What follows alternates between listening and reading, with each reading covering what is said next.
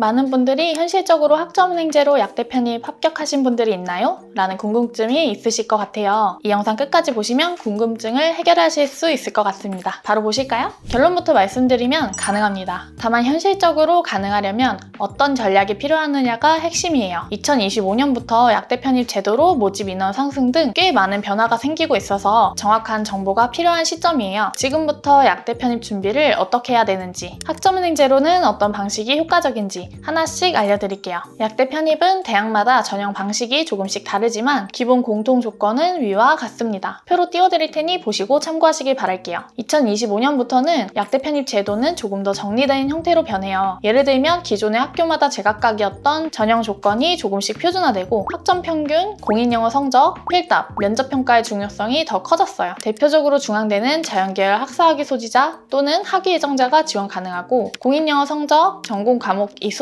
면접까지 평가 요소가 들어가요. 연세대의 경우 탭스와 함께 자체 시험 그리고 서류 심사까지 반영되죠. 2024년 경쟁률만 봐도 중앙대는 86대1, 이화여대는 48대1 이상이었고요. 성균관대는 138대1을 넘었습니다. 아직 초반이라 허수도 있겠지만 학점은행제로 준비하시려는 분들도 이 경쟁 속에서 이기려면 학위만 갖춘다고 되는 게 아니에요. 전공 과목을 얼마나 충실히 이수했는지, GPA는 어느 정도인지, 영어 성적은 괜찮은지 등 여러 요소들이 다 반영되는 구조로 바뀌고 있습니다. 2025년도 주요 변화 포인트는 다음과 같습니다. 자연계열 비전공자 수용 확대입니다. 비학학계열 전공자도 기초과목이 이수할 시 지원이 가능합니다. 더불어 패스페일 수강자 불이익이 강화되는데요. 학점은행제 등에서 수강하는 과목의 평균 학점 중요도가 증가되게 됩니다. 서류와 면접 비율이 확대됩니다. 특히 수도권 대학은 연세대, 이화여대, 성균관대 중심으로 종합평가가 강화되었습니다. 결론적으로 단순히 학위만 있다고 되는 것이 아니라 전공 학점, 영어, 정성평가, 전략이 모두 중요합니다. 자, 그럼 약대를 꼭 가고 싶다는 분들이라면 어떤 조건을 갖춰야 될까요? 첫째는 선입수 과목 이수 여부인 전공 적합성이에요. 일부 약대에서는 생물학, 화학, 유기화학, 생화학 등 기초 과목 이수를 요구하거든요. 그냥 아무 학사만 있다고 되는 게 아니라 이 과목들을 이수했는지, 학점이 나왔는지가 중요해요. 이 조건을 맞추지 못한 비전공자분들은 학점은행제로 이수가 가능합니다. 둘째는 GPA 즉 평점입니다. 상위권 약대일수록 GPA 기준이 높아요. 평균 4점이